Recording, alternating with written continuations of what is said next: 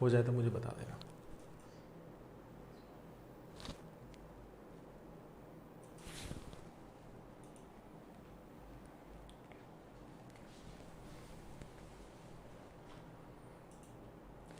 So good morning everyone, क्या हाल चाल है सब लोगों के? आ गए हैं सब लोग? या good morning good morning good morning. कैसा चल रहा है लॉकडाउन? क्या हाल चाल है? पढ़ाई चल रही है नहीं चल रही है? बताइए जल्दी से। हाँ जी, मैं एकदम बढ़िया हूँ। आप सुनाइए, आपके क्या हाल है? Yes, good morning once again सभी को। कैसे हो सब लोग? बताओ जल्दी से। 2 मिनट थोड़ी हल्की फुल्की बातचीत कर लेते हैं, फिर चैप्टर स्टार्ट करते हैं।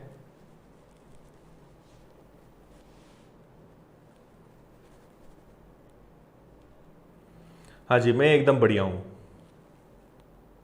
एकदम बढ़िया एकदम बढ़िया। हाँ भाई विक्रम, क्या हाल चाल है तुम्हारे?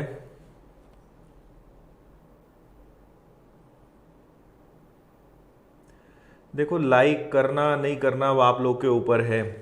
आपको फ्री में अगर अच्छा लग रहा है तो आप लाइक करोगे, अच्छा नहीं लग रहा है तो आप नहीं करोगे। ठीक है, चाहे तो आप शेयर कर सकते हो अपने फ्रेंड्स के साथ। चल रही है पढ़ाई? चलो बहुत अच्छी बात। अब मुझे एक बात और बताओ, फिर चैप्टर शुरू करते हैं। क्वेश्चंस तो आपको दिख ही रहे हैं। आज हम कोशिश करेंगे कि 100 तक पहुंच जाएं चक्रवृद्धि ब्याज में। आज सेंचुरी हमें मारना है ना?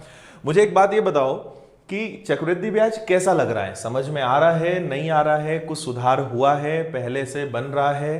क्या चेंजेस आ रहे हैं आपके अंदर? ये मुझे आपसे जानना चाहता हूं मैं आपसे।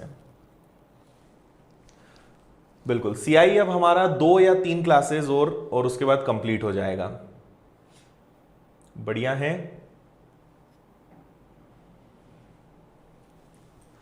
ओके, बहुत अच्छे हैं। गुड। कोरोना से बचने का टिप जो है बस ये है कि आप ध्यान रखो अपना, हमेशा पैक रहो, सैनिटाइज करते रहो, और जितने कम लोगों से मिलो उतना अच्छा है।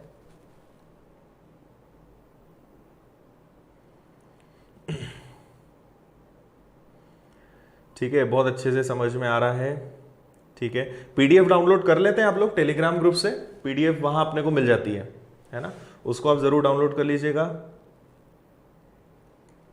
अच्छा लग रहा है। देखो, आज हम लोग अगले अपने आपने थंबनेल देख ली होगी, 2-3 टाइप्स करेंगे। और कल से हम पढ़ने वाले हैं, तो मेरे ख्याल से 2 दिन मुझे लगेंगे इंस्टॉलमेंट वाले जो क्वेश्चंस होते हैं, मतलब किश्त और लोन वाले जो क्वेश्चंस होते हैं, इंस्टॉलमेंट एंड लोन। तो ये हमें लगता है कि 2 क्लासेस में हम इसको कवर करेंगे। तो कल से हम इसको स्टार्ट करेंगे, इंस्टॉलमेंट और लोन वाले जो क्वेश्चंस होते हैं, कल से इनको समझेंगे। ठीक है, ओके, चलो थैंक यू। देखो, आपके कमेंट्स बहुत स्पीड में जा रहे हैं, इसलिए अगर मैं किसी का कमेंट मिस नहीं कर पाऊं तो बुरा मत मानना, है ना? कई लोग को बहुत बुरा लगने लगता है, खफा हो जाते हैं वो कि सर हमें इग्नोर कर रहे हैं। तो इग्नोर नहीं कर रहे हैं, आप दिख ही नहीं पाते हो आपके कमेंट्स, तो कभी कभी दोबारा कर दिया करो, और नहीं भी देख पाऊं तो बुरा मत माना करो, है ना? ठीक है, नेक्स्ट टॉपिक डिसाइड करते हैं। नेक्स्ट टॉपिक देखते हैं। देखो, मंडे से मैंने आपको बताया था, मंडे से हम लोग एक नया टॉपिक और स्टार्ट कर रहे हैं शाम को। मंडे से मैं इवनिंग में स्टार्ट कर रहा हूं एज, आप लोगों की डिमांड पर। छोटा सा चैप्टर है, तो मंडे को मैं आपको स्टार्ट करूंगा एज। जहां तक उसका टाइम हमारा 8 बजे रहेगा, मैं आपको और अपडेट कर दूंगा। तो मंडे से हम ये स्टार्ट करने वाले हैं। ठीक है, एज, आयु वाला चैप्टर। तो ये छोटा सा टॉपिक है, इसको कंप्लीट करेंगे। और 2 दिन में जहां तक मुझे उम्मीद है कि हमारा जो कंपाउंड इंटरेस्ट है खत्म हो जाएगा, मंडे को ही खत्म हो जाएगा। ट्यूसडे से मॉर्निंग में हम कोई नई क्लास स्टार्ट करेंगे। ठीक है, तो ट्रिग्नोमेट्री या एडवांस का कोई सा चैप्टर हम ले लेंगे, वो हम देख लेंगे कौन सा करना है।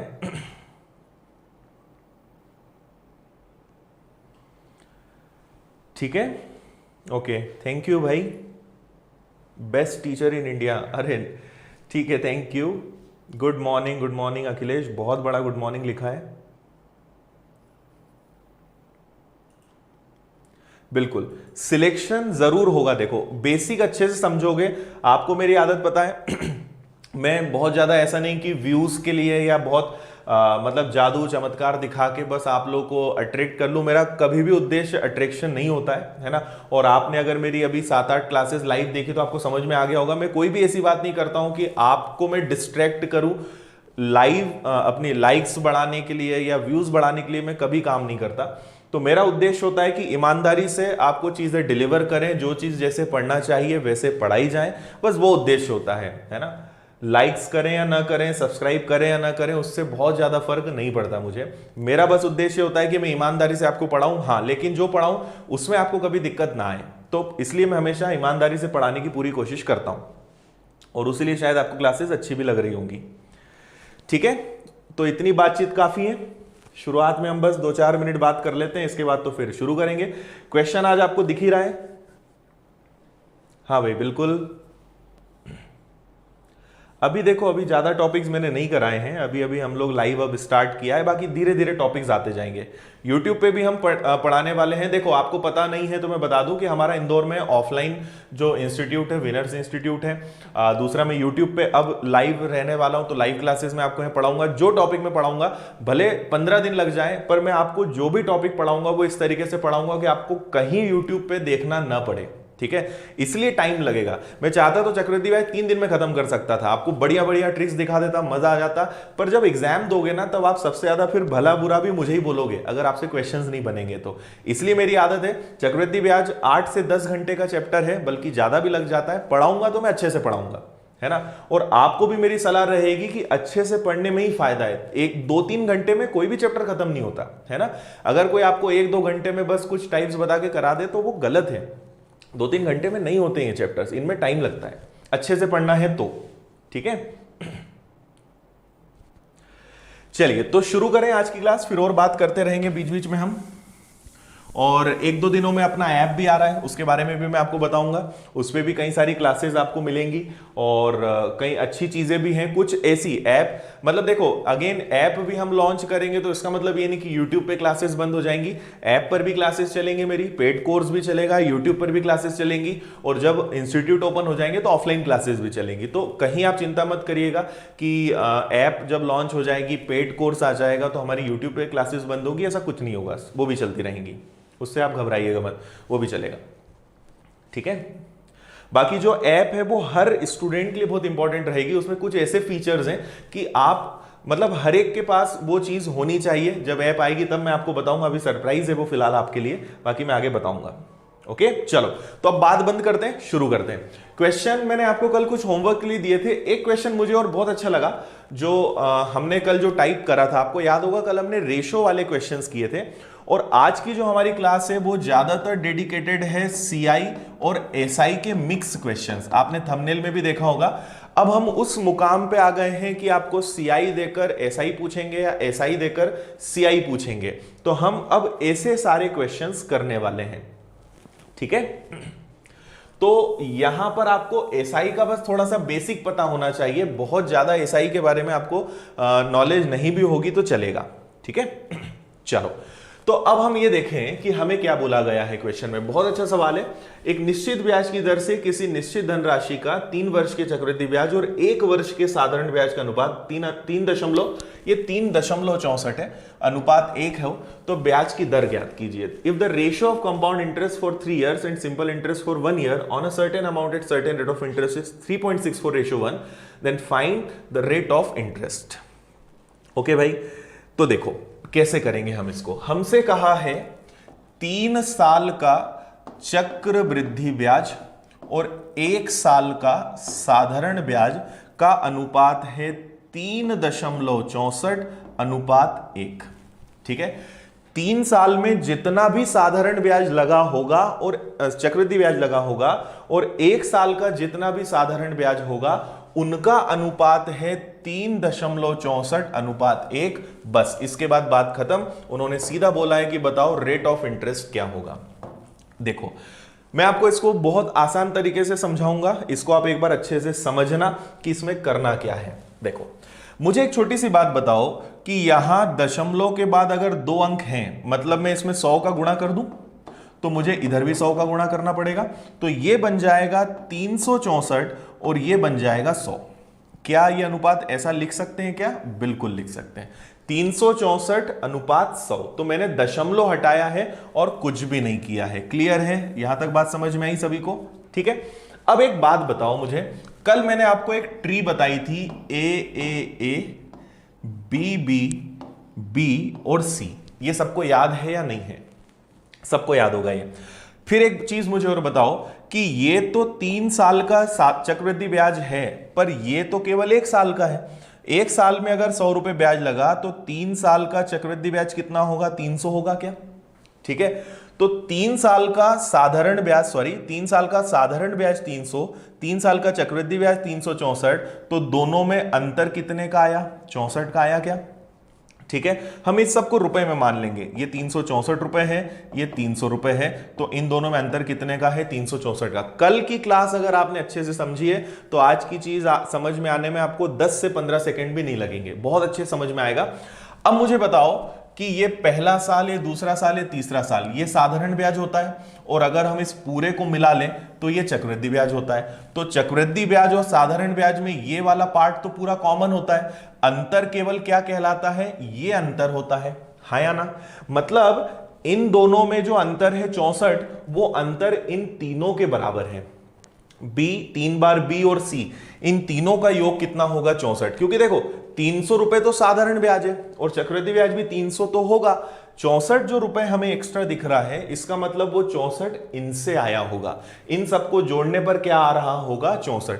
तो अब मैं आपको यहां सजेस्ट करूंगा कि आप ऑप्शन से जाइए। देखिए इसको मैं फिर लिख रहा हूं, ए बी बी बी और सी। ठीक है।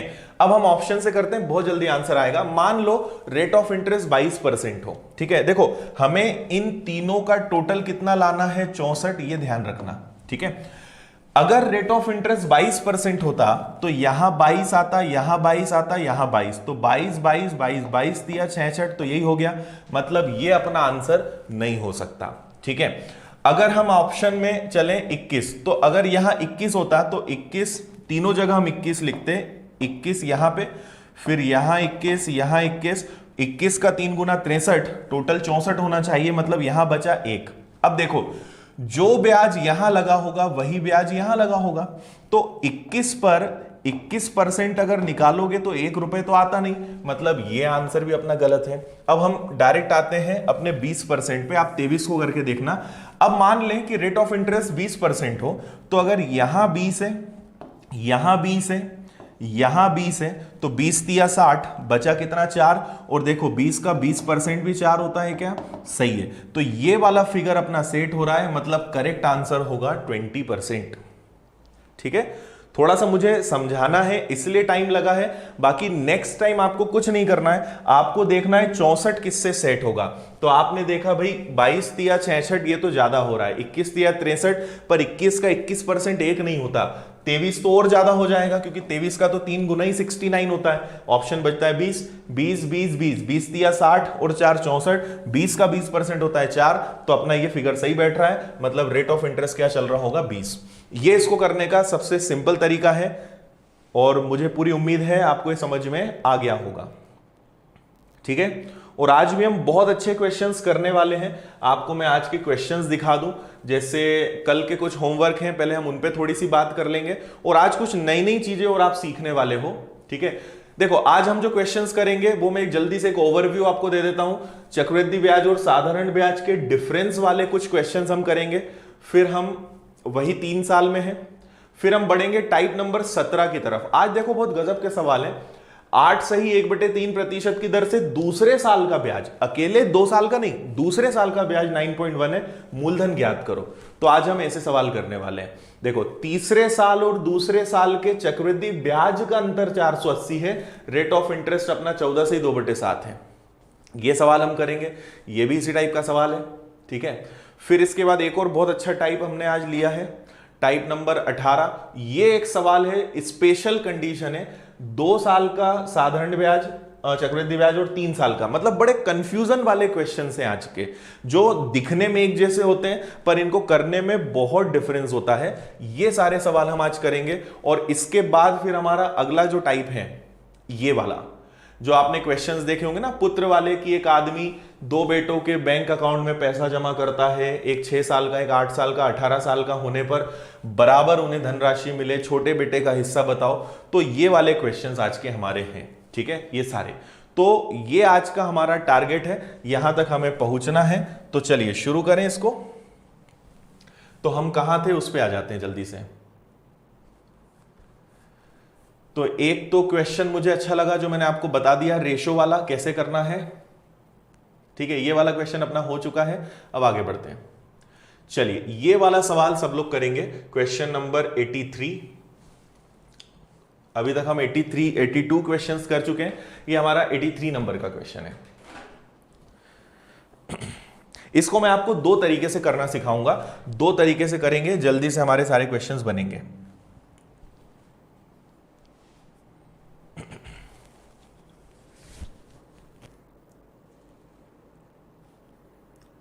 हाँ जी, ये देखो 12th नहीं, हम कॉम्पिटिटिव एग्जाम्स का पढ़ रहे हैं, 12th का नहीं पढ़ रहे हैं।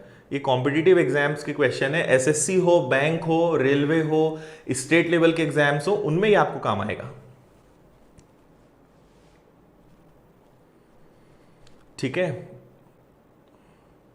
हाँ जी, मैं इंदौर से हूं, है ना, जो पूछ रहे हैं आप कहां से हैं, मैं इंदौर से हूं।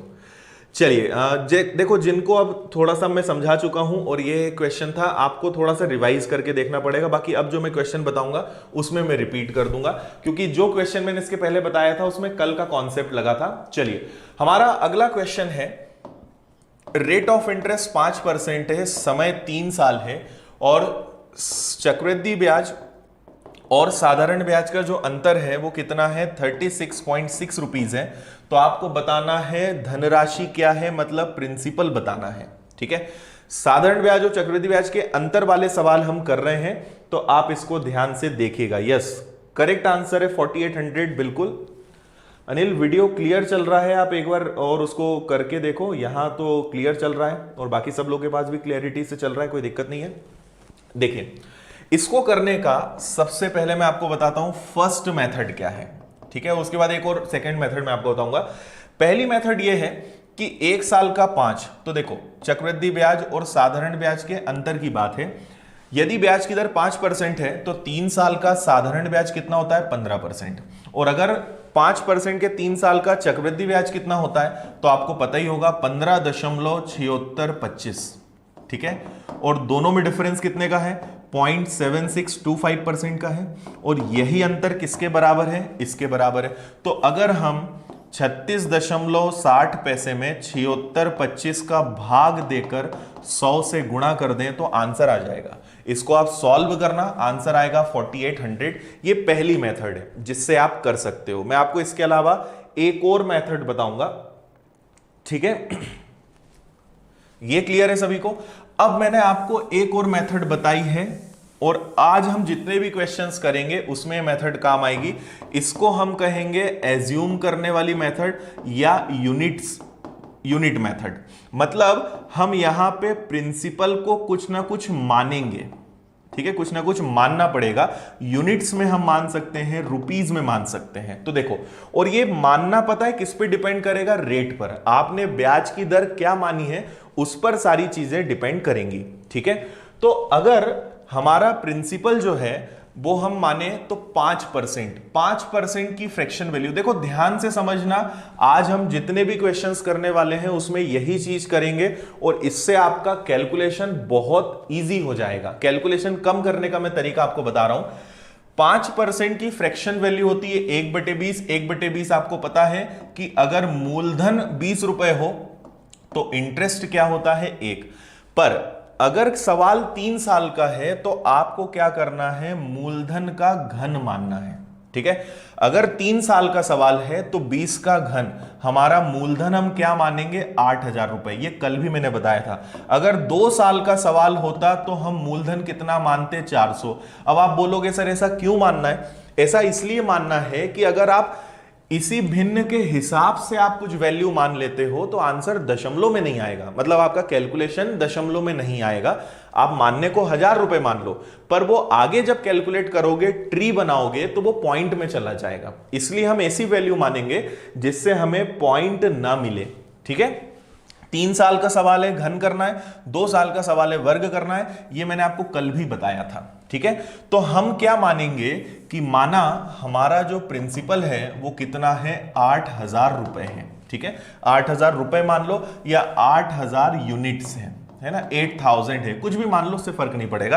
अब देखो सवाल कितने साल का है, 3 साल का है, तो मैं यहां लिखूंगा पहला साल, यहां मैं लिखूंगा दूसरा साल, यहां मैं लिखूंगा तीसरा साल। ठीक है, अब ये बताओ कि 8,000 का ब्याज लगेगा, ब्याज कितना लगेगा, 1/20, तो 8,000 का 1/20 क्या होता है, 400, तो यहां भी 400, यहां भी 400, यहां भी 400। ठीक है, फिर 400 का फिर 1/20 लगेगा, 400 का 1/20 डायरेक्ट लिख दूं तो ये आ जाएगा आपका 20।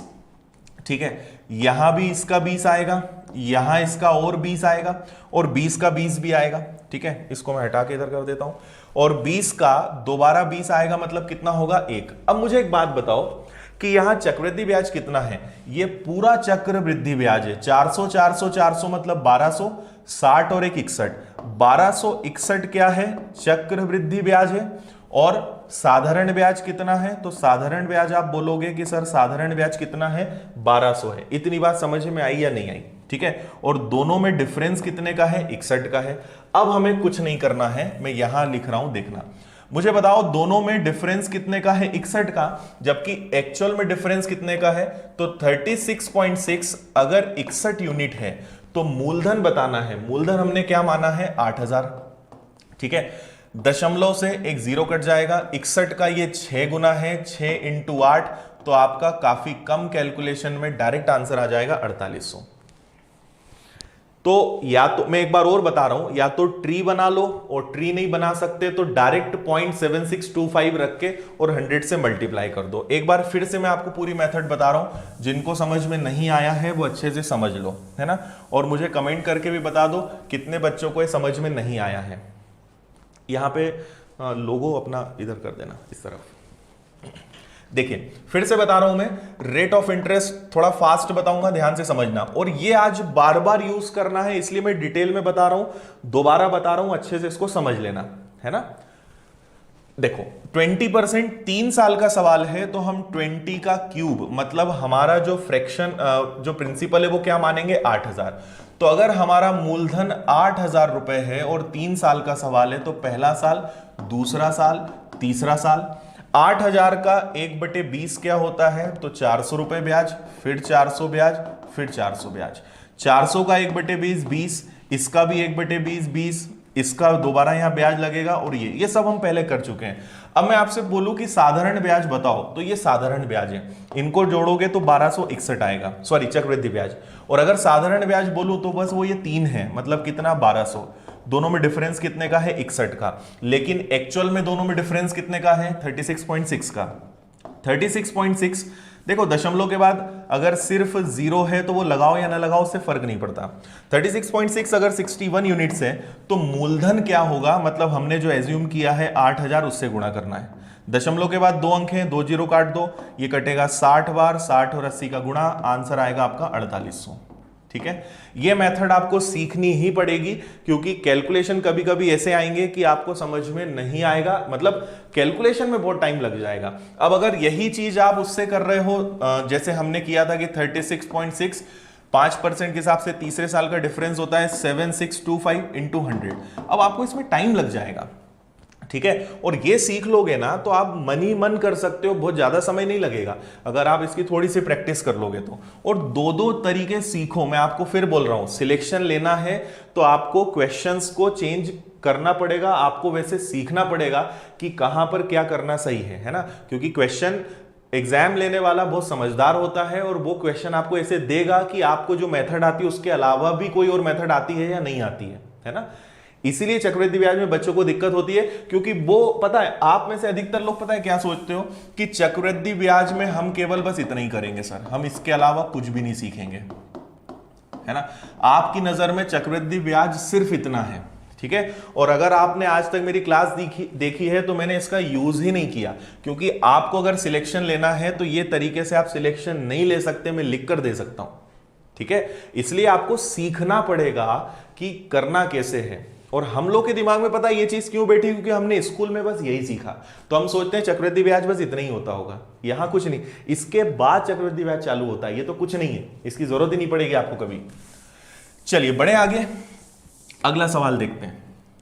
अगला क्वेश्चन हमारा क्वेश्चन नंबर 80, एक्चुअली एक क्वेश्चन रिपीट है यहाँ पे, ये वाला क्वेश्चन सेम हो गया है, तो हम यहां आ जाते हैं, ये वाला क्वेश्चन देख लेते हैं। देखिए सेम क्वेश्चन है और अब मैं चाहूंगा कि आप इसको करें। मैं फिर से आपको दोनों मेथड से बता दूंगा, बाकी आपको जो अच्छा लगे मुझे एक बार कमेंट करके बताओ कि आपको कौन सी मेथड अच्छी लगी। ओके, थैंक यू भाई, थैंक यू पूजा।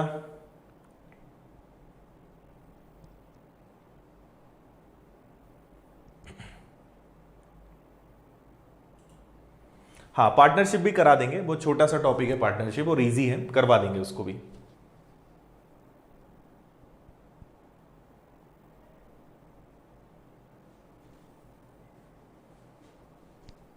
हाँ भाई, रजत थोड़ा ध्यान रख रहा है वीडियो का, है ना।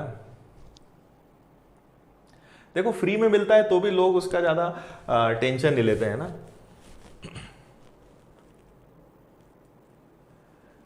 आईबीपीएस पीओ का देखो, फिलहाल ये आपको आईबीपीएस पीओ में काम आएगा।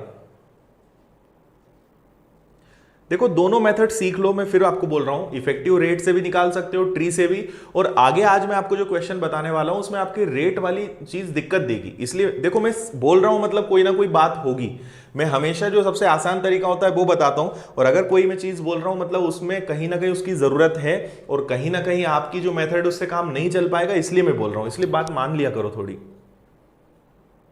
ठीक है। चलो तो सवाल हम करते हैं। हमारा सवाल है, इस बार आपको रेट ऑफ इंटरेस्ट दिया है 4%, समय दिया है 2 साल, और साधारण ब्याज और चक्रवृद्धि ब्याज का आपको अंतर दिया हुआ है 8 रुपए, ठीक है। तो देखो मैं आपको दोनों तरीके फिर बता रहा हूं, रेट ऑफ इंटरेस्ट 4%, समय 2 साल, और दोनों में डिफरेंस कितना है 8 रुपए। तो मुझे बताओ जल्दी से कि 2 साल का चक्रवृद्धि ब्याज क्या होता है, 1 साल का 4, तो 2 साल का 8, और 4 का वर्ग 16, 1 साल का 4 तो 2 साल का 8। अब ये बताओ दोनों में डिफरेंस कितने का है, 0.16 का, और एक्चुअल में डिफरेंस कितने का है 8 का। इससे आपका आंसर बहुत जल्दी आ जाएगा इस बार। तो 8 बटे में 16 इंटू 100 सॉल्व करना, देखो दिख ही रहा है 8 दूनी 16, ऊपर 2 जीरो बढ़ेंगे, आपका आंसर आ जाएगा 5000। तो इस बार जल्दी आंसर आ गया, इससे फिगर्स इजी थे, ठीक है। अब इसी क्वेश्चन को मैं आपको ट्री मेथड से भी बता दूंगा, ये तो अब कर लोगे ना, इसमें तो कोई दिक्कत ही नहीं है। इसी को हम अगर ट्री मेथड से करें तो देखो सारी चीजें डिपेंड किस पे करती है, रेट ऑफ इंटरेस्ट पे। अगर हमारा रेट ऑफ इंटरेस्ट 4% है तो इसकी फ्रैक्शन वैल्यू 1/25, मतलब हम मूलधन मानेंगे 25, और 2 साल का सवाल है तो 25 का वर्ग, हमारा मूलधन होगा 625। तो पहले साल और दूसरे साल, पहले साल 625 पर 1/25 लगेगा ना, तो 625 का 1/25 क्या होता है, तो 25 रुपए होता है। इधर भी 25 होगा, 25 का फिर 1/25, ठीक है। तो ये हो गया चक्रवृद्धि ब्याज, और इतना हो गया आपका साधारण ब्याज। दोनों में अंतर कितने का है, 1 का। 1 बराबर एक्चुअल में अंतर कितने का है, 8 रुपए का। तो 8 अगर 1 यूनिट है तो हमने मूलधन क्या माना था, 625, गुणा कर दोगे, आंसर आपका इससे भी कितना आ जाएगा, 5000। दोनों चीजें सीख लो, सीखने में कुछ नहीं जाता, दिमाग अपने पास इतना है कि जितना सीखो उतना दिमाग में चला जाएगा, तो सीख लिया करो, कोई दिक्कत नहीं है। हाँ जी बिल्कुल राजेश, ये पीबी के लिए ये जो वीडियो है, एसएससी का हर एग्जाम, बैंकिंग का हर एग्जाम, रेलवे का, और स्टेट लेवल के जितने भी पुलिस के एग्जाम्स होते हैं, फॉरेस्ट के एग्जाम्स हैं, सी सेट के जो एग्जाम्स हैं, हर जगह ये काम आएगा आपको, है ना। चक्रवृद्धि ब्याज का क्वेश्चन आता ही है और हर जगह आपको काम आना है, ठीक है भाई। दोनों मेथड क्लियर है सभी को, आगे बढ़ सकते हैं। नेक्स्ट क्वेश्चन नंबर 86, मुझे बताओ ये वाला क्वेश्चन कर लोगे क्या। इस बार रेट है 10%, समय है 3 साल, और दोनों में डिफरेंस है 992 का। ट्री बना लो या इफेक्टिव रेट ले लो। 3 साल का 10% के हिसाब से 3 साल का चक्रवृद्धि ब्याज होता है 33.1, और साधारण ब्याज होता है 30%, ठीक है। दोनों में डिफरेंस होता है 3.1 का। फिगर बहुत इजी है, आपको इसको 3.1 से डिवाइड करना है और मल्टीप्लाई करना है आपको किससे, 100 से। कर लोगे सॉल्व, तो 31 से कटेगा 3 बार, 93 बचेगा 62, 31 दूनी, आंसर आएगा आपका 32,000, ऑप्शन नंबर डी। या ट्री बना के कर लेना, एक ही बात है, ठीक है। क्योंकि मैं आपको 2-4 बार बता चुका हूं, इसलिए थोड़ा सा मैं आपको समझा रहा हूं। हाँ जी, हाँ, मैं समझाने में कभी कंजूसी नहीं करता। ये अलग बात है कि समझने वाले कंजूसी करने लगते हैं कि सर बस इससे ज्यादा मत बताओ, बाकी मैं अपनी तरफ से कभी कंजूसी नहीं करता। अगर मुझे कंजूसी करना होती तो ये चैप्टर 3-4 दिन में खत्म कर चुका होता मैं। और अभी तो आप सोचो इंस्टॉलमेंट वाले क्वेश्चन, मतलब लगभग हम 125 या 130 140 क्वेश्चन इस चैप्टर में कर लेंगे, और इतने क्वेश्चन बहुत हैं, मतलब पर्याप्त हैं। आप एसएससी मेंस तक टच करोगे तो आपको कोई दिक्कत नहीं आएगी, इतने क्वेश्चंस मैं आपको करवा रहा हूं। मेंसुरेशन भी आएगा क्षेत्रफल, मेंसुरेशन भी आएगा, एक एक करके चलेंगे, जरा आगे बढ़े। नेक्स्ट, इसका आप स्क्रीनशॉट ले लो और इसको आप मुझे करके बताना, नहीं बनेगा तो मुझे, आपको अगर कोई क्वेश्चन नहीं बने तो आप मुझे अगले दिन बता दिया करो कि सर क्वेश्चन नंबर 87 या जो है, तो मैं आपको बता दिया करूंगा, उसमें कोई दिक्कत नहीं है। स्क्रीनशॉट ले लो, नहीं बनेगा कल मुझे बताना, मैं आपको इसका आंसर और सॉल्यूशन बता दूंगा, ठीक है। आप एकदम क्लास जैसा माना करो कि हम क्लास में पढ़ रहे हैं, है ना। आप भले मेरे सामने नहीं है पर एकदम क्लास के तरीके से चला करो, जो नहीं बनता है बिंदास पूछा करो, कोई डाउट है रिपीट करना है बिंदास आप बोला करो, बिल्कुल मत मानो कि आप ऑनलाइन पढ़ रहे हो, ठीक है। और रेगुलर रहना है सबसे इंपॉर्टेंट बात, अगर वास्तव में आपको सीखना है तो रेगुलर रहो। चलो आगे बढ़े। हाँ भाई, अब बहुत अच्छा अपना सवाल है, हम आ चुके हैं टाइप नंबर 17 पर, ठीक है। ये अपना 17वां टाइप है। अभी तक मैं आपको 17 टाइप के अलग अलग 16 टाइप्स के क्वेश्चंस मैं आपको करवा चुका हूं, और अब अपना ये टाइप नंबर 17 है, ठीक है। चलो अब मैं आपको इसका पहले तो बेसिक बताऊंगा, इसका बेसिक अच्छे से समझ लो कि ऐसे क्वेश्चंस को कैसे करते हैं। 8 सही, अगर आपको दिखने में दिक्कत आ रही है तो मैं बता दूं, यहां रेट ऑफ इंटरेस्ट है 8.1/3%, ठीक है। चलो कमेंट्स बंद करो, इधर ध्यान दो। रेट आपका है 8.1/3%, और दूसरे साल का चक्रवृद्धि ब्याज, सेकेंड ईयर का, 2 साल का नहीं, केवल सेकेंड ईयर का, ओनली सेकेंड ईयर का कंपाउंड इंटरेस्ट है 9.1 रुपी। तो आपको बताना है प्रिंसिपल, मतलब मूलधन क्या होगा। इतनी बात समझ में आई, ठीक है। ये हमारा क्वेश्चन है, यहां पे बोलो जल्दी से, क्वेश्चन समझ में आया या नहीं आया? क्लियर है? हाँ, वर्ग 3 की भी क्लासेस में लाने वाला हूं। वर्ग 3 के लिए मल्टीप्लीकेशन इनके काफी वीडियोस में अपलोड कर रहा हूं, वो देखो जो लोग वर्ग 3 की तैयारी कर रहे हैं। चलो अब सॉल्व करते हैं। अब सिर्फ 3 से 4 मिनट आप यहां ध्यान दो, मैं आपको ऐसे सारे क्वेश्चंस कराने वाला हूं। क्वेश्चन एक लाइन का है पर बनता नहीं है बच्चों से, और मैं आपको सिखाऊंगा कि इसको आप 10 से 15 सेकंड में कैसे कर सकते हो, पर पहले मेथड सीखो। आपको पता है 8/1/3 की फ्रैक्शन वैल्यू क्या होती है? 1/12, ठीक है। कितने साल का सवाल है? 2 साल का। तो हमारा मूलधन क्या होगा? 12 का वर्ग, और 12 का वर्ग क्या होता है? 144, ठीक है। ये मैंने लिखा पहला साल, ये मैंने लिखा दूसरा साल। 144 का 1/12, 144 का 1/12 मतलब पहले साल का ब्याज 12, दूसरे साल का ब्याज भी 12, और 12 का फिर 1/12 लगेगा, मतलब कितना लगेगा? 1 रुपए लगेगा। इतनी बात समझ में आई? तो पहले साल का चक्रवृद्धि ब्याज क्या है? 12, लेकिन दूसरे साल का चक्रवृद्धि ब्याज क्या है? 13। इतनी बात समझ में आई? अब आपसे बोला है कि दूसरे साल का चक्रवृद्धि ब्याज है 9.1, तो देखो हमारे अनुसार दूसरे साल का चक्रवृद्धि ब्याज है 13, लेकिन वास्तव में रुपए में वो कितना है? 9.1। तो हम कैसे करेंगे? अगर यहां कर देता हूं मैं, अगर 9.1 रुपए 13 यूनिट है तो प्रिंसिपल क्या होगा? तो प्रिंसिपल हमने क्या माना है? 144, इससे मल्टीप्लाई करेंगे तो 13 से कितनी बार कैंसिल होगा? 13 सती 91, मतलब 0.7 बार। 0.7 का मल्टीप्लाई करना है, 7 चौक 28, फिर 28 और 2 30, ठीक है। 7 एकम 7 और 3 10, और एक अंक के बाद दशमलव, हमारा मूलधन आएगा 100.8, मतलब ऑप्शन नंबर ए। बताओ जल्दी से, समझ में आया कि नहीं आया? ठीक है, फिर से बता रहा हूं मैं। अभी मैंने आपसे इसलिए कहा था कि ट्री बनाना सीख लो, फायदे में रहोगे। 8/1/3 मतलब 1/12, 2 साल का सवाल है तो 12 का वर्ग, हमने मूलधन माना है 144, और ये माना है तो गुणा भी इसी का करना है। तो पहले साल ब्याज कितना होगा? 12, दूसरे साल भी ब्याज कितना होगा? 12, और 12 का 12 1 रुपए। तो दूसरे साल का चक्रवृद्धि ब्याज कितने यूनिट से? 13। तो ये जो 9.1 है ये 13 यूनिट है। तो अगर 9.1 13 यूनिट्स हैं तो मूलधन क्या होगा? मतलब 144। बस मैंने इसको सॉल्व किया है, हमारा आंसर आया ऑप्शन नंबर ए। बहुत आसान, बहुत सिंपल तरीका है इसको करने का।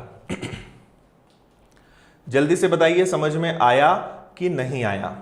कोई डाउट तो नहीं है? और अभी हम ऐसे क्वेश्चंस करने वाले हैं। पहले क्वेश्चन पे मैं आपको हमेशा, कोई भी नया टाइप चालू होता है तो पहले मैं आपको उसका बेसिक भी बताता हूं, उसका लॉजिक बताता हूं, आराम से समझाता हूं, और फिर उसी टाइप के क्वेश्चंस की हम प्रैक्टिस करते हैं, तब जाकर हम कोई भी क्वेश्चन को अच्छे से सीख पाते हैं। तो ये अपना 17वां टाइप था, 17वां का पहला क्वेश्चन था। आगे बढ़ते हैं, अगला क्वेश्चन देखो। अगेन बहुत अच्छा क्वेश्चन है ये वाला भी, और अगर आपको रेट ऑफ इंटरेस्ट हिंदी में नहीं दिख रहा है तो मैं बता दूं, ये 14/2/7 है। 14/2/7% है।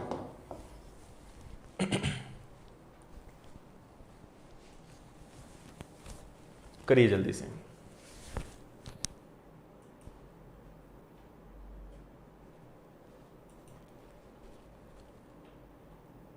ठीक है, 2 बार मैंने बता दिया है। आप बाकी और सारी क्लासेस को ना एक बार जरूर रिवाइज कर लिया करो, बाद में भी आपको बहुत अच्छे से चीजें समझ में आएंगी। रिवीजन जरूर कर लिया करो, और कल से मिस मत करना। कल से इंस्टॉलमेंट और लोन वाले क्वेश्चंस पढ़ाऊंगा मैं, किस्त और लोन वाले। बहुत बच्चों को तकलीफ होती है और बहुत गजब तरीका मैं आपको बताऊंगा उसको सॉल्व करने का, बिल्कुल आपको दिक्कत नहीं आएगी, बिना फॉर्मूले के। सबसे खास बात, तो कल से 2 दिन तक अपनी इंस्टॉलमेंट वाली क्लास चलेगी, उसको मिस मत करना, कभी आपको दिक्कत नहीं आएगी।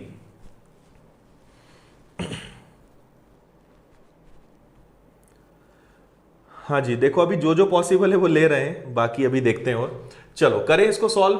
क्या है हमारा क्वेश्चन? तीसरे साल और दूसरे साल, मतलब इस बार आपको कितने साल तक जाना है? 3 साल तक जाना है। इसकी फ्रैक्शन वैल्यू क्या होती है? 1/7, और 3 साल का सवाल है, मतलब मूलधन क्या मानना पड़ेगा? 343। चलो ट्री बना लेते हैं। तो अगर हमारा प्रिंसिपल 343 है, ठीक है, इसको मैं छोटा सा लिख रहा हूं, तो हमें 3 साल का सवाल करना है। 1 साल, 2 साल और 3 साल। पहले तो आप ट्री बना लो। तो 343 में अगर 7 का भाग दोगे तो 49, 49, 49, फिर 49 में भाग दोगे तो आपको समझ में आने लगी होंगी ये चीजें कि 7 7, और 7 में 7 का भाग दोगे 1। ये ट्री बनाने में कोई दिक्कत नहीं है। अब तीसरे साल और दूसरे साल के ब्याज का अंतर, चक्रवृद्धि ब्याज का अंतर देखो। तीसरे साल मतलब ये सब आएंगे, और दूसरे साल का अंतर मतलब पहले इनको जोड़ो, फिर इनको जोड़ो और आपस में घटाओ। तो उससे आसान तरीका बताता हूं। देखो दोनों में ये तो कॉमन है, अंतर तो 8 का आना है। तो 8 बराबर कितने रुपए का अंतर है? 480 का। ठीक है, तो 8 की वैल्यू अगर 480 है तो हम इसको, मैं वापस यहां लिख देता हूं कि 480 अगर 8 यूनिट है तो मूलधन क्या माना हमने? 343। गुणा कर दो इससे, तो 8 से कैंसिल होगा, 8 छंग 48, मतलब 60 बार। 6 तिया 18, 24 और 1 25, 6 तिया 18 और 2 20। तो अपना आंसर आ जाएगा 20,580, ऑप्शन नंबर ए। समझ में आया कि नहीं आया? ठीक है, अब तो बन रहे हैं क्वेश्चंस।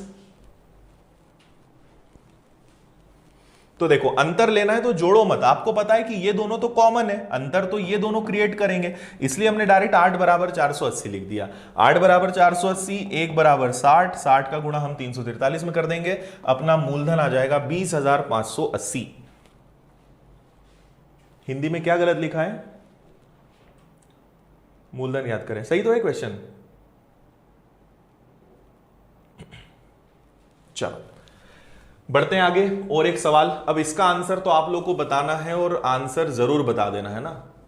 मतलब इसका आंसर नहीं बता पाए तो फिर मुझे अपने ऊपर डाउट होगा कि मैं सही नहीं पढ़ा पा रहा हूं आपको, इसलिए इसका आंसर बता दो।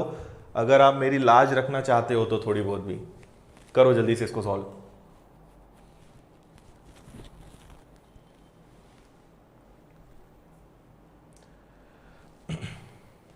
करिए जल्दी सॉल्व।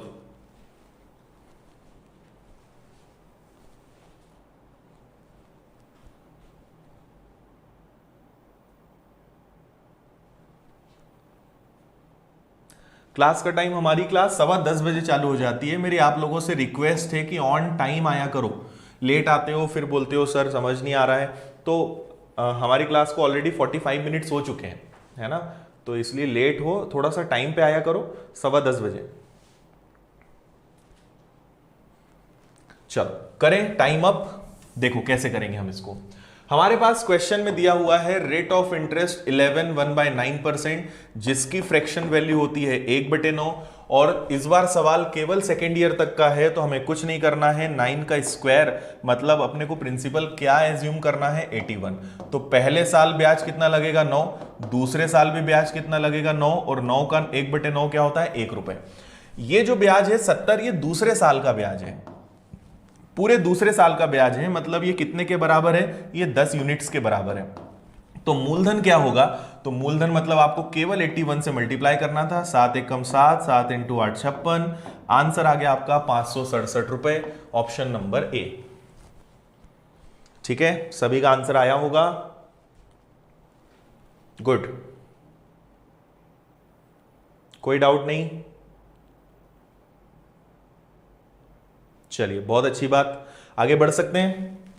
तो अब आपको समझ में आ गया होगा कि हर मेथड का अपना इंपॉर्टेंस होता है, हर मेथड कहीं ना कहीं काम आती है। चलिए छोटा सा एक सवाल आपके सामने और है, करिए इसको सॉल्व।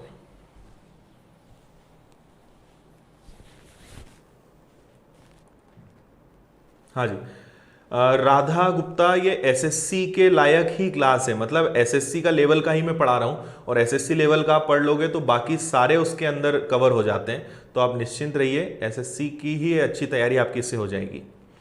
और आप इसके बाद कोई बुक सॉल्व करना, मैं आपको बोल रहा हूं ना कि आप कोई बुक तो सॉल्व करो, आपको कोई क्वेश्चन ऐसा लगेगा नहीं जो आपसे न बने, बल्कि आपको मैं इतने क्वेश्चंस करा रहा हूं जितने टाइप बुक्स में नहीं होते, है ना।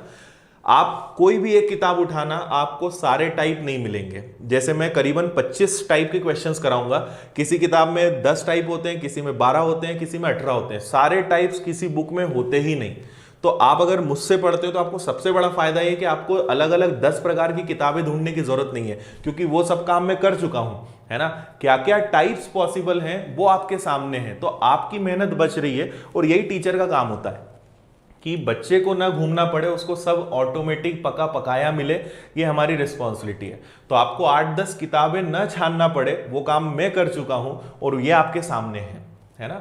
तो आपको इसीलिए टाइप वाइज में पढ़ाता हूं, और आप कोई भी किताब उठाना, मैंने आपको जितना पढ़ाया है, एक किताब में आपको वो सब मिलेंगे ही नहीं, किसी में कुछ नहीं होगा, किसी में कुछ मिसिंग होगा। और हम इसीलिए एक तो सारे प्रीवियस एग्जाम्स के क्वेश्चंस हैं, और दूसरा हर टाइप के क्वेश्चन आपको यहां पे मिलेंगे, और एक बार आपने कर लिया तो हर किताब आपको सॉल्व होनी है, हर किताब से क्वेश्चन बनेगा आपको।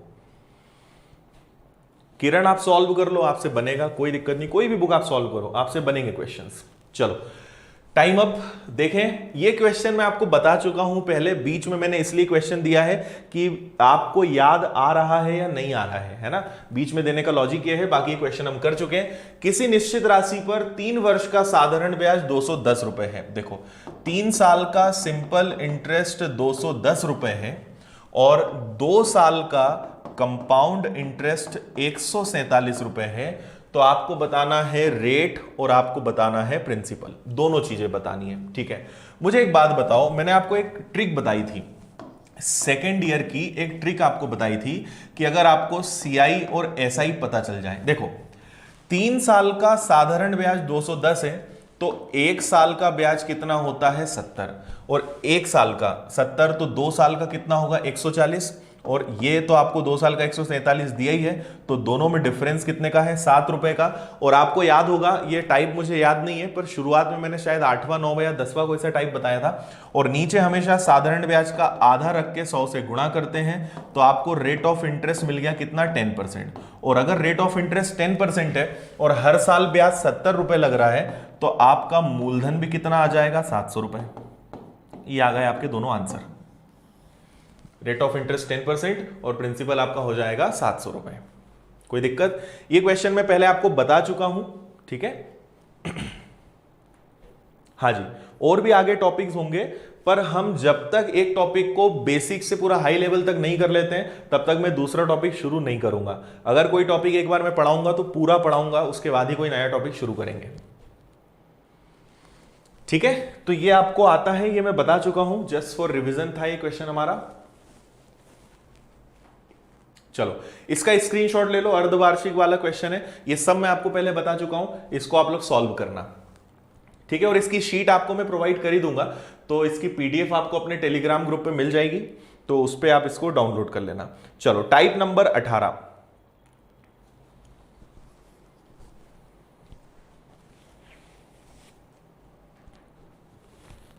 और रेगुलर क्लास देखो, शुरुआत से एक बार देखो, मजा आएगा आपको, सारे क्वेश्चंस बनेंगे।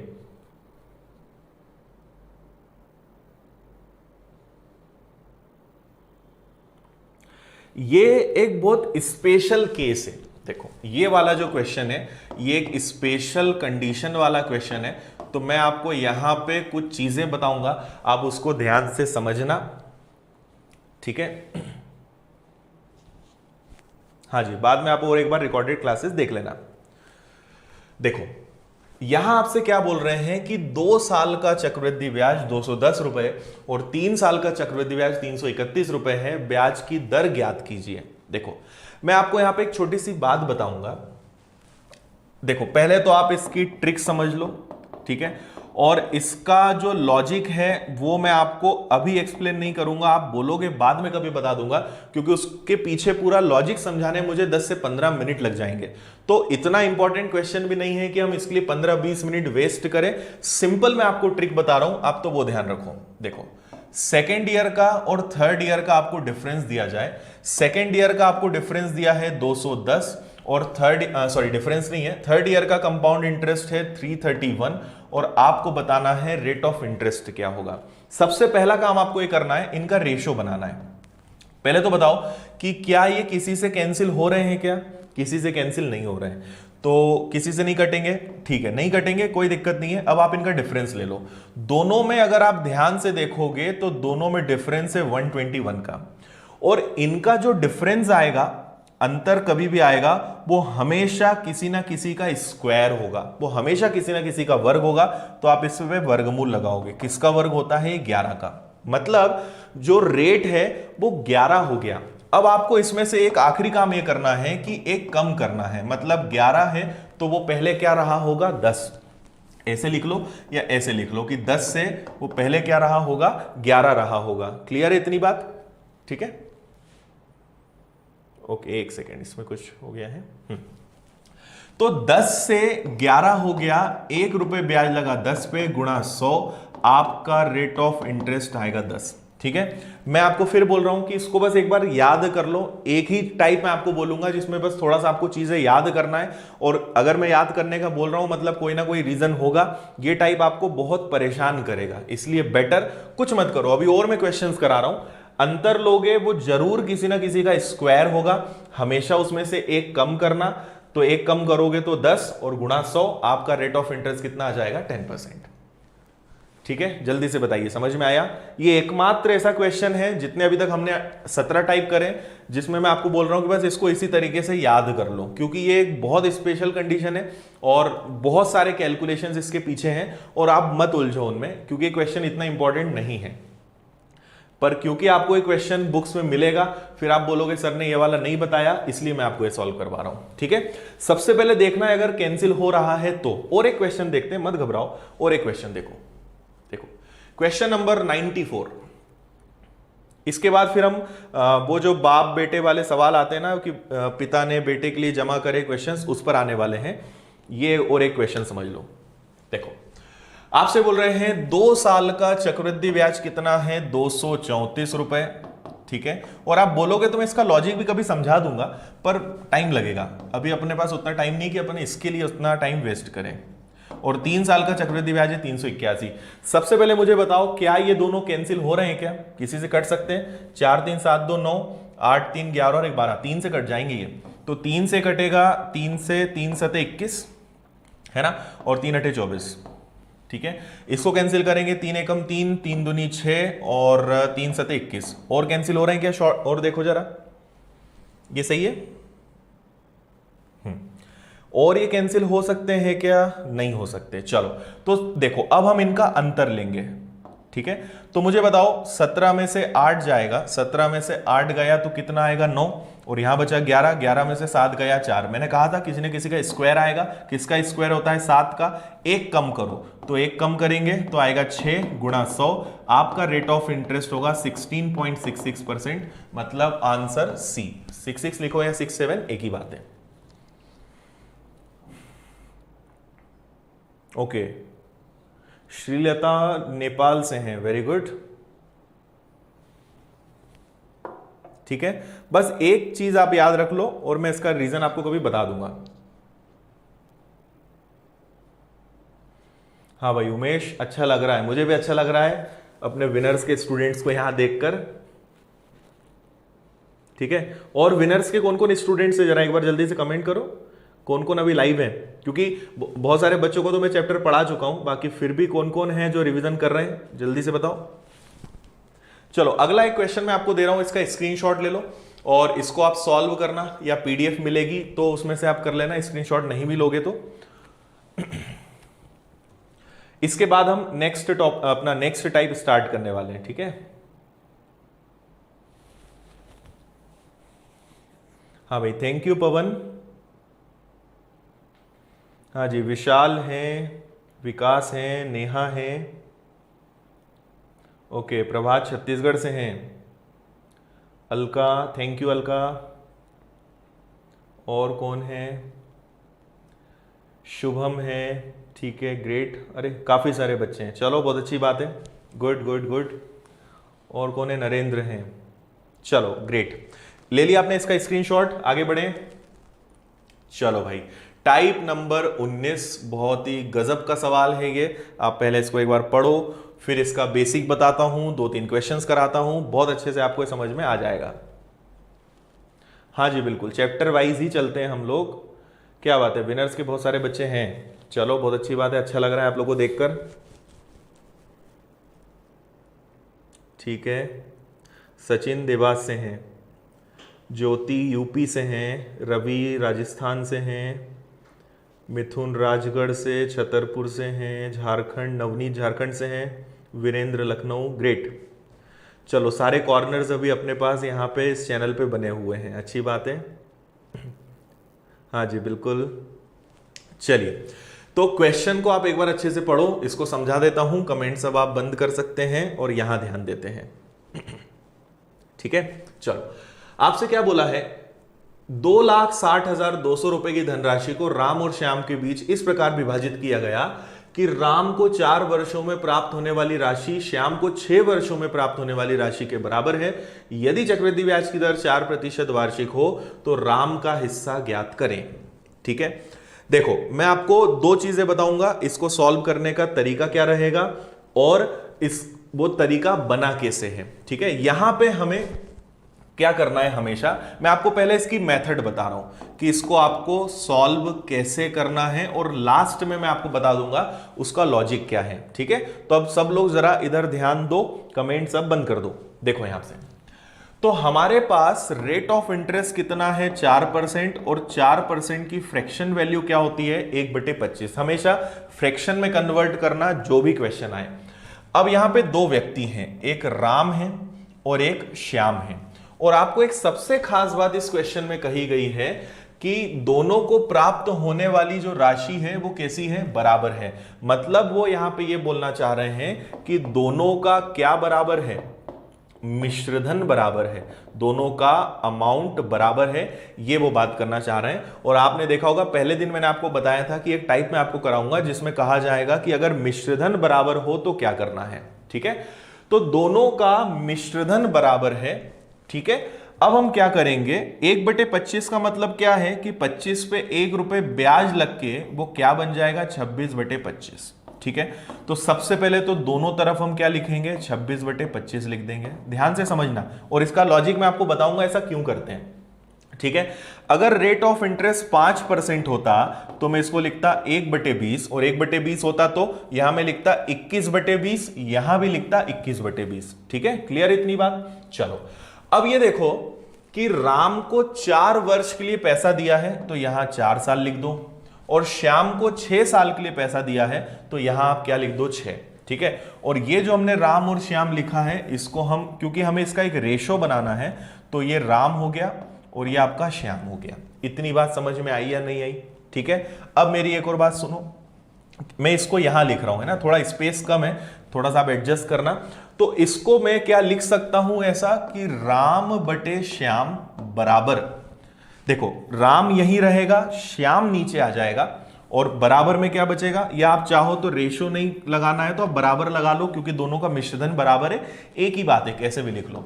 तो मैं इसको लिख सकता हूं 26/25, राम का जो देखो सॉरी श्याम का क्या था, उसकी घात 6 थी, और नीचे क्या आएगा 26/25 की घात 4। मैं आपको अभी और अच्छे से बताऊंगा, एक बार जो मैं बताना चाह रहा हूं बस वो देख लो, फिर आपको सारी बात अच्छे समझ में आएगी। बताओ, राम के नीचे श्याम आ जाएगा, तो राम यहां है, श्याम इधर आ गया, है ना, राम बटे श्याम, और ये जो था इसके बटे में ये चला गया, तो 26/25 की घात 6 और 26/25 की घात 4। बताओ जल्दी से, समझ में आया इतना?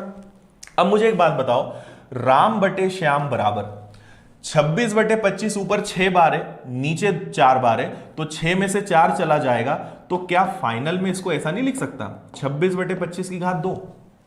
बोलो जल्दी से, 6 बार में से 4 बार कट गए तो 26/25 बचा, तो आखिरी में क्या मैं इसको 26 का वर्ग 676 और 25 का वर्ग 625 नहीं लिख सकते? बिल्कुल लिख सकते हैं। ये आ गया अपने पास राम और श्याम का रेशो। इसको मैं थोड़ी देर के लिए इसको हटा देता हूं, ठीक है। तो देखो, राम और श्याम का जो मूलधन का अनुपात आया वो पता है क्या आया, 676 अनुपात 625, ठीक है। अब आप देखिए कि उनका टोटल मूलधन कितना है, इसमें हम बांट लेंगे, तो टोटल है 260 200, ठीक है। थोड़ा एडवांस लेवल का क्वेश्चन है ये, अभी मैं एक बार और आपको समझाऊंगा। इनका टोटल करो, 6 और 5 11, 7 2 9 और 1 10, और 6 और 6 12, ठीक है। एक मिनट, 6 और 5 11 का 1 हो गया, हासिल का 1, 7 2 9 और 1 10 का 0, फिर से हासिल का 1 और 1 13, ठीक है। और आपसे पूछा है किसका हिस्सा बताना है, राम का, तो राम का हिस्सा मतलब किसका गुणा करेंगे हम, 676 का। ध्यान से आप देखोगे तो देखो 1301 का दुगना होता है 2602, मतलब ये कितनी बार कटेगा, 200 बार कटेगा। और 676 का मुझे बस दुगना करना है, तो 676 का दुगना देखो 6 दूनी 12, ठीक है, फिर 7 दूनी 14 और 1 15, और 6 दूनी 12 और 1 13, 1352 200, ये अपने क्वेश्चन का आंसर होगा, ठीक है। बताइए जल्दी से, समझ में आया?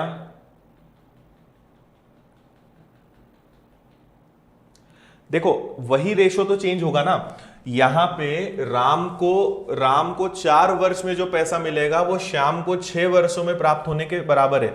तो राम को जो 4 साल का पैसा है वो श्याम के 6 साल के बराबर है।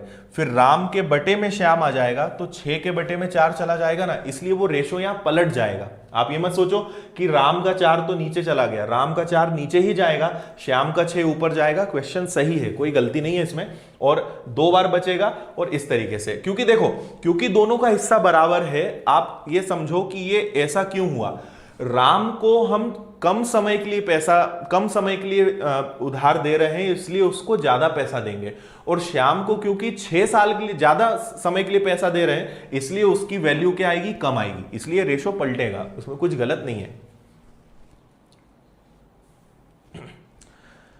कोई दिक्कत नहीं है, कैलकुलेशन अच्छा हो जाएगा। और मैंने आपको यहां पे अभी समझाया है, एक बार मैं जल्दी से रिपीट कर रहा हूं और मैं आपको बताऊंगा इसका लॉजिक क्या है, ये तरीका बना कैसे है। ध्यान से देखो एक बार फिर से पूरा, ठीक है। शुरुआत कहां से करनी है, पहले तो ये बता दो कितने लोगों को समझ में आ गया, ठीक है। काफी सारे बच्चों को तो समझ में आ गया है।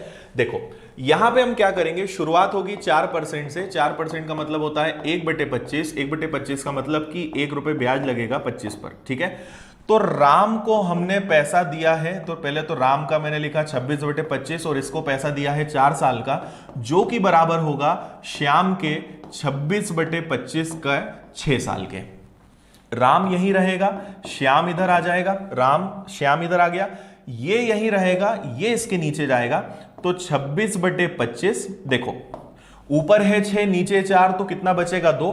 26/25 का मतलब होगा 676, 26 का वर्ग और ये 625। तो आपको पता चल गया कि राम और श्याम को जो पैसा दिया वो 676 अनुपात 625 के अनुपात में दिया। इन दोनों का आपने टोटल करा तो 1301 आया, जबकि एक्चुअल में इनको जो पैसा दिया गया है वो है 2,60,200। इसको हम भाग देंगे 1301 से, ये 1301 लिखा है। और जिसका पूछें, राम का पूछेंगे तो 676 से गुणा, श्याम का पूछेंगे तो 625 से गुणा, 676 से गुणा करेंगे। सॉल्व करने पर हमारा आंसर आया था 1,35,200 रुपए। अब तो समझ में आया? हाँ जी, विनर्स इंस्टीट्यूट इंदौर में भंवरकुआ पर है। आपको और भी डिटेल्स मिल जाएगी, गूगल पे आप लिखना, आपको मिल जाएगा। अभी लॉकडाउन में तो देखो टाइम लगेगा। अगर आपको पढ़ना है तो आप अभी अपना पेड कोर्स आ रहा है 2-3 दिनों में, तो अगर आपको पढ़ना है तो उससे पढ़ लेना। और उसके बाद अगर बाद में कभी ऑफलाइन पढ़ना हो तो फिर आप उसको ऑफलाइन भी करवा सकते हो।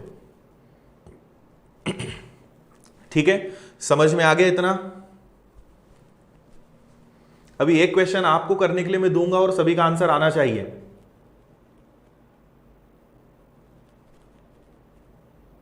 ठीक है, ओके। देखो, इसके पीछे मैं आपको कारण बताता हूं कि हम ऐसा कर क्यों रहे हैं, है ना। आपको इतना हमेशा करना है, पर ऐसा क्यों करते हैं उसके पीछे कारण है अपना फॉर्मूला P। देखो, दोनों का मिश्रधन बराबर है। राम का जो मिश्रधन होगा, आप समझना, अब कारण सुन लो जल्दी से। राम का मिश्रधन, अमाउंट ऑफ राम, बराबर है श्याम का मिश्रधन। दोनों का मिश्रधन बराबर है, ठीक है। मतलब मिश्रधन को इंग्लिश में बोलते हैं A। और अपना मिश्रधन का फॉर्मूला क्या होता है? A इज इक्वल टू क्या होता है? P1 प्लस R अपॉन 100 की पावर n। यही होता है क्या, है ना।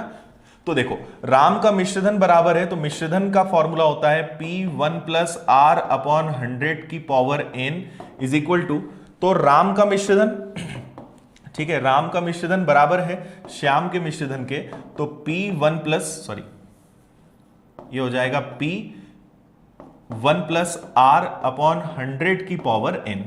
इतना क्लियर है? अब रेट ऑफ इंटरेस्ट 4% है, तो अगर आप यहां पे 4 रखोगे, मैं यहां सॉल्व करके बता देता हूं। 1 प्लस R अपॉन 100, तो 1 प्लस 4 अपॉन 100। 100 का 1 में गुणा किया 100, 100 और 4 कितना बन गया? 104/100। 104/100 को अगर सॉल्व करोगे, 4 से कटेगा 26 बार, 4 से कटेगा 25 बार, इसलिए हम उसको क्या लिखते हैं? 26/25। तो देखो, राम का प्रिंसिपल हमें अभी नहीं पता, और एक आर की वैल्यू 4 रख के मैंने सॉल्व किया 26/25, और इसको पैसा कितने साल के लिए उधार दिया? 4 साल के लिए। श्याम को भी हमने पैसा वही दिया है, ब्याज की दर तो सेम है, और इसको हमने पैसा उधार दिया है कितने साल के लिए? 6 साल के लिए। समझ में आया? देखो, प्रिंसिपल तो दोनों तरफ इनका जो भी है, आखिरी में अल्टीमेटली आप इसको राम और श्याम तो हम समझने के लिए लिख रहे हैं, इधर आएगा आपका ये राम का प्रिंसिपल, उसको ऐसे समझ लो ये राम का प्रिंसिपल है और ये श्याम का प्रिंसिपल है। यहां से ये नाम हम उनका हटा देंगे, ठीक है। अब देखो, आपका क्वेश्चन वही नहीं बन गया? राम का 26/25 4 साल के लिए, श्याम का 26/25 6 साल के लिए। सॉल्व करोगे, बात वही है। तो ये फॉर्मूले से ही ये चीज आई है, तो हमें इतना हर बार लिखने की जरूरत ना पड़े, इसलिए मैंने आपको शॉर्टकट तरीका बताया कि 4% की फ्रैक्शन वैल्यू 1/25, और 25 में 1 जोड़ो, डायरेक्ट 26/25 पे आ जाओगे।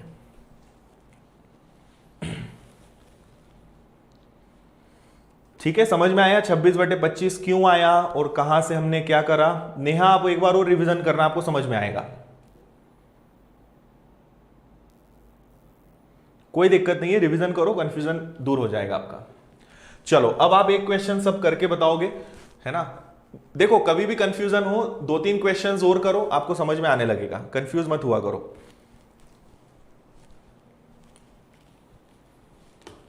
करिए इसको।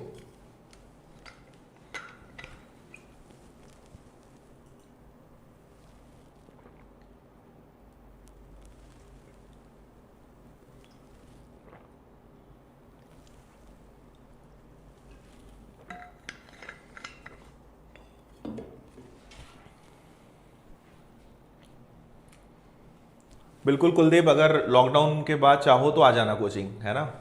अदरवाइज फिर ऑनलाइन अभी कोर्स अपना आ रहा है, उसको ज्वाइन कर लेना।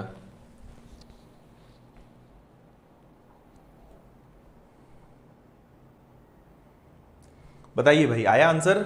देखो क्या करेंगे, हमें कहा गया है 44,200, एक बेटा 6 साल का है, एक बेटा 8 साल का है, और उन्हें पैसा कब मिलना चाहिए? 18 साल के होने पर। ठीक है, रेट ऑफ इंटरेस्ट कितना है? 10% है। मुझे बताओ 10% की फ्रैक्शन वैल्यू क्या होती है? 1/10। तो देखो, एक छोटा बेटा है, एक बड़ा है, तो छोटे बेटे को हम C नाम दे देते हैं, और 1/10 का मतलब क्या होगा? एक जोड़कर 10/11 बराबर होगा बड़े बेटे के। ठीक है, ये बड़ा है, और इसको भी हम 11/10 लिखेंगे। अब सबसे खास बात है यहां पे समय। देखो, ये 6 साल का है और पैसा कब मिलेगा? 18 साल पे। तो 6 साल से 18 साल होने में कितने साल लग जाएंगे? 12 साल लग जाएंगे। ये 8 साल का है, 18 साल होने में इसको कितने साल लग जाएंगे? 10। क्लियर है? इस बार 12 बड़ी वैल्यू है, 10 छोटी वैल्यू है, तो हम उल्टा करेंगे। देखो, ये बड़ा बेटा, इसके बटे में छोटा बेटा, और इधर आप लिख दो 11/10 और डायरेक्ट अंतर लिख दो। 12 के बटे में 10 जाएगा तो कितना आ जाएगा? 2, और 11/10 है तो इसका रेशो क्या बनेगा? 11 का वर्ग 121 और 10 का वर्ग 100। तो आपको पता चल गया कि बड़े बेटे को अगर 121 दोगे तो छोटे को कितना देना पड़ेगा? 100 देना पड़ेगा। चलो अच्छा, 121 और 100 का टोटल कर लो, कितना आएगा? 221 आएगा क्या? ठीक है, अब ये है उनकी टोटल प्रिंसिपल की यूनिट्स। एक्चुअल में प्रिंसिपल कितना है? 44,200, और हमने अनुपात में कितना निकाला? 221। ठीक है, और किसका पूछा है? आपसे पूछा है छोटे बेटे का हिस्सा बताओ। तो छोटे बेटे का हिस्सा मतलब किससे गुणा करना है? 100 से। तो 100 से गुणा कर दो। ठीक है, 221 का दुगना होता है 442, 200 और 100, छोटे बेटे को कितना पैसा दिया गया होगा? 20,000 रुपए। बस ये आंसर है। तो आपको 15-20 सेकेंड से ज्यादा टाइम नहीं लगेगा अगर आपको करने का तरीका समझ में आ जाएगा तो।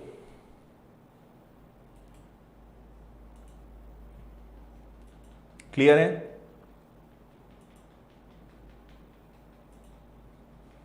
हाँ, समझ में आया?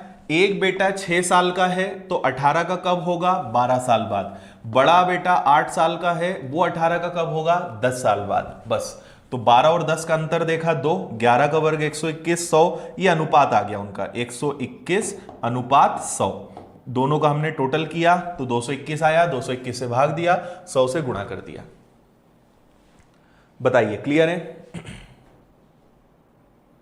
ठीक है, चलो अगला अगला जो क्वेश्चन है वो भी सेम है, क्वेश्चन नंबर 98। इसको भी आपको करना है, या ये बता दो कि कर लोगे क्या?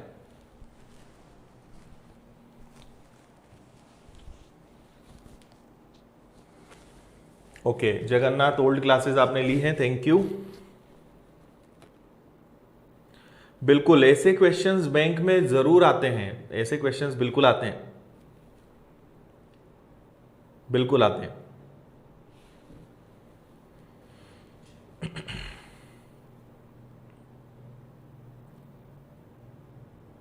Question number 98। ठीक है, देखो वापस से अब हम और डायरेक्ट करेंगे। हमारा रेट ऑफ इंटरेस्ट क्या दिया हुआ है इसमें? रेट ऑफ इंटरेस्ट मिसिंग है क्या इसमें? अच्छा, इसमें ना थोड़ा सा करेक्शन कर लो, इसमें रेट ऑफ इंटरेस्ट नहीं है, 33 रेट ऑफ इंटरेस्ट है। क्वेश्चन में प्रिंट नहीं हुआ है वो, 33 ठीक है, यहां दोनों जगह, यहां भी आएगा 33 यहां भी आएगा, ये आप इसको करेक्ट कर लो। बाकी आपको जो पीडीएफ मिलेगी उसमें सही मिल जाएगा, कोई दिक्कत नहीं है। ठीक है, रेट छपा नहीं है, 33 है। 33 की फ्रैक्शन वैल्यू होती है 1/3। 1/3 को हम क्या लिखेंगे? 4/3 बराबर होगा, इधर भी 4/3 के, है ना। और अब देखो इस बार तो क्वेश्चन में हद है, एक बेटा 12 साल का है और एक बेटा 16 साल का है, और इनको पैसा कब देना है? 120 साल बाद। एक बेटा 12 साल का, एक 16 साल का, पैसा कब देना है? 120 साल बाद। कोई दिक्कत नहीं है, तो इसको हम ए नाम दे देते हैं, इसको बी नाम दे देते हैं, या वापस से वही बड़ा छोटा, तो इसको आप छोटा नाम दे दो, इसको आप बड़ा नाम दे दो, दो बच्चे हैं, है ना। तो 12 साल वाला 120 साल का कब होगा? 108 साल बाद। 16 साल वाला 120 साल का कब होगा? 104 साल बाद। ठीक है, इससे कोई फर्क नहीं पड़ता कितना भी हो, क्योंकि अंतर तो कम ही है ना। अंतर तो देखो उनमें 4 का ही आना है। आप अगर थोड़ा सा और डीप में जाओगे तो इतना भी करने की जरूरत नहीं है, क्योंकि अंतर तो 4 साल का ही आएगा। तो देखो हम क्या करेंगे, ये समझ गए आप। अब आप आगे क्या करोगे, इसको बड़ी वैल्यू इधर है तो ये इधर जाएगा, तो ये बड़ा बेटा बटे में छोटा बेटा, 4/3 और दोनों में 108 में से 104 गया, कितना बचेगा 4। 4 की घात 4 कितना होता है 256, ठीक है। और 3 की घात 4 क्या होता है 81। ये रेशो आ गया, बांट लोगे क्या 16,850 को इस रेशो में बांट लेना, कर लोगे। आकाश 1/3 कैसे हुआ, इसके लिए आपको प्रतिशत की क्लास देखनी पड़ेगी मेरी। परसेंटेज की क्लास देखो, आपको समझ में आएगा कैसे हुआ 1/3। प्रतिशत अच्छा करो, प्रतिशत बहुत जरूरी है। मैथ्स में हर चैप्टर जो है, कोई भी चैप्टर हो, वो सिर्फ 2 चैप्टर्स पे डिपेंड है और ये 2 चैप्टर्स आपके बहुत अच्छे होने चाहिए, प्रतिशत और अनुपात, रेशो। हर चैप्टर में ये दोनों ट्रिक्स ही लगेंगी। अगर आपके ये दोनों चैप्टर्स वीक हैं तो आपको बहुत दिक्कत आएगी, ठीक है भाई। आगे बढ़े, चलिए नेक्स्ट क्वेश्चन नंबर 99, पूरी शीट का सबसे इजी क्वेश्चन।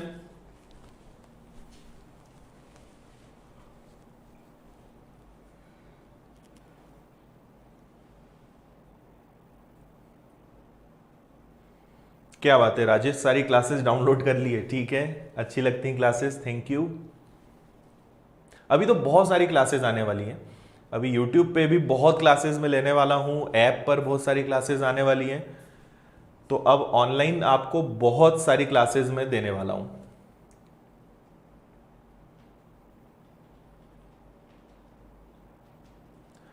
भाई राजा, हम 5th 6th वाले बच्चों को नहीं पढ़ाते, मतलब उनके लिए नहीं पढ़ाते, अभी हम बड़े बड़े बच्चों को संभालते हैं।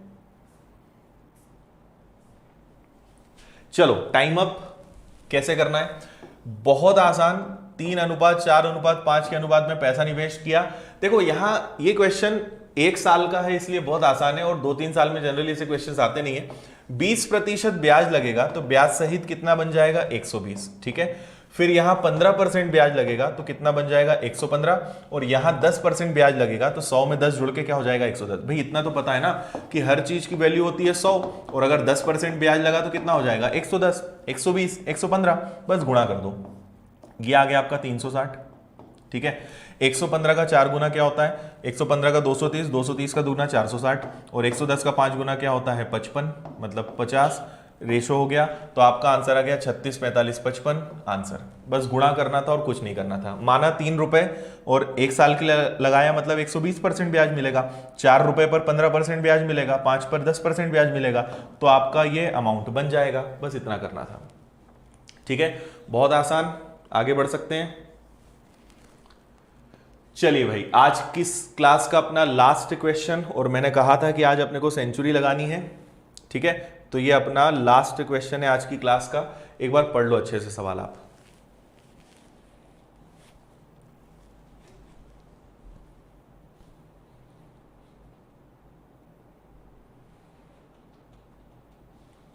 जल्दी।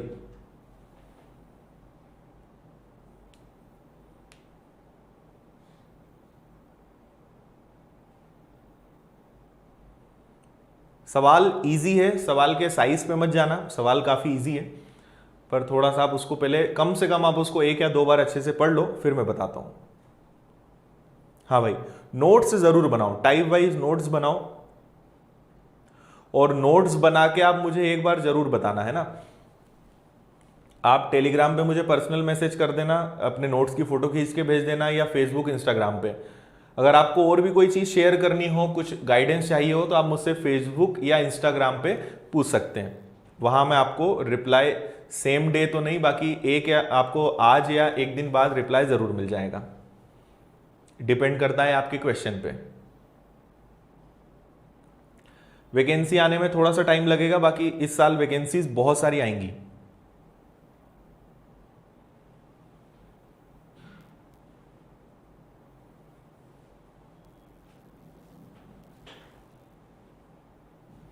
ओके, सुरेंद्र भी नोट्स बना रहे हैं, बहुत अच्छी बात है सुरेंद्र।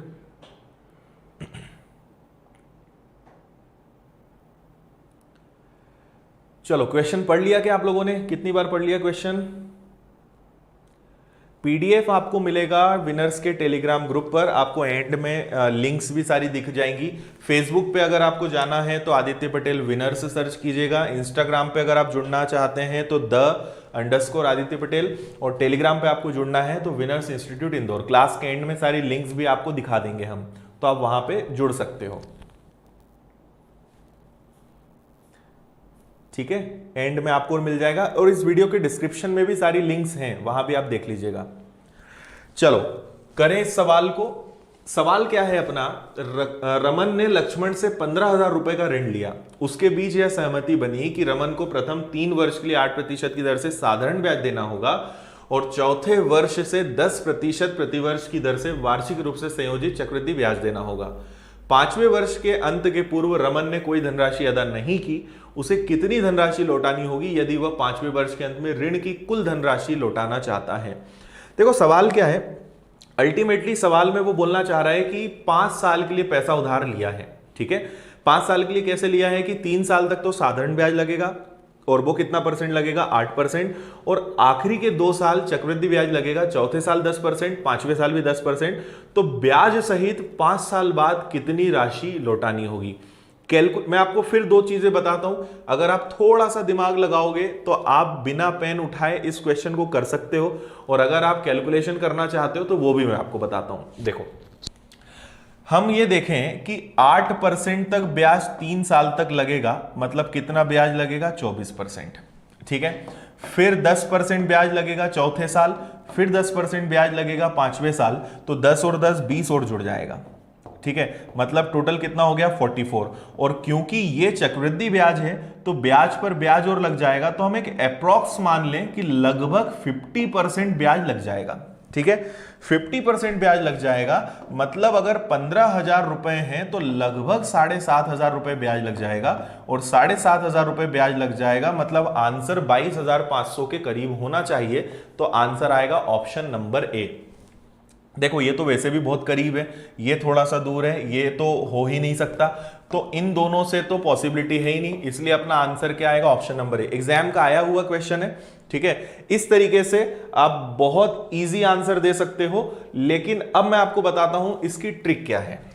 ठीक है, ये तो आपको समझ में आ गया इसका लॉजिक क्या है। अब अगर आपको एग्जैक्ट कैलकुलेट करना है तो कैसे कर सकते हो वो सुनो। देखो इसको मैं थोड़ा सा क्वेश्चन को छोटा कर दूं, अब स्पेस चाहिए हमें लिखने के लिए। देखो आपको ये तो समझ में आ गया कि यहां पे 8% से 3 साल तक ब्याज लगा, मतलब कितना ब्याज लगा, 24%। ठीक है, अब देखो 1 साल से 3 साल तक ब्याज लगा है 24%, चौथे साल ब्याज लगा है 10%, और 5वें साल ब्याज लगा है फिर 10%। और ये जो दोनों ब्याज हैं, ये ब्याज कैसे हैं, सीआई हैं, जबकि ये क्या था, एसआई था। तो यहां तो कोई दिक्कत नहीं है। अब जैसे ही चौथे साल से 10% ब्याज चालू होगा तो वो बोलेगा कि मुझे पिछले साल के ब्याज पर ब्याज दो। तो 24 का 10% कितना होगा, 2.4। तो चौथे साल 10% तो ब्याज लगेगा, पिछले साल के ब्याज पर भी ब्याज लगेगा। 5वें साल वाला फिर बोलेगा कि मुझे सब पर ब्याज दो। तो 24 का 10% कितना, 2.4, 10 का 10% कितना, 1, और 2.4 का 10% तो यह आएगा 0.24। इतना ब्याज लगेगा 5 सालों में, है ना। तो सबको जोड़ो, तो 24 और 10 और 10 44, और 1 ले लें तो 45 तो ये हट गए, है ना। 2.4 और 2.4 ये आपका बन गया 4.8, और 0.24 और अलग से दिया हुआ है, तो ये मैंने 0.24 और लिख दिया। जोड़ दो सबको, ठीक है। तो देखो ये कितना आ गया आपका 4, 8 और 2 10 का 0, हासिल का 1, 5 4 9 और 1 10 का 0 और 1, मतलब टोटल 5 साल में कितना ब्याज लगेगा, 50.04%। तो आपको कुछ नहीं करना है, 15,000 रुपए का, ठीक है, 50.04% निकाल लेना, हल करना, आंसर आएगा 22,506। क्लियर हुआ कि नहीं हुआ?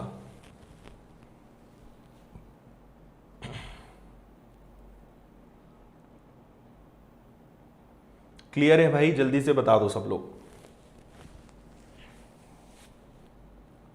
बताइए समझ में आया? एक बार फिर बता दूं मैं। देखो 3 साल तक तो साधारण ब्याज है, तो 1 साल का 8%, तो 3 साल का कितना हो जाएगा, 24।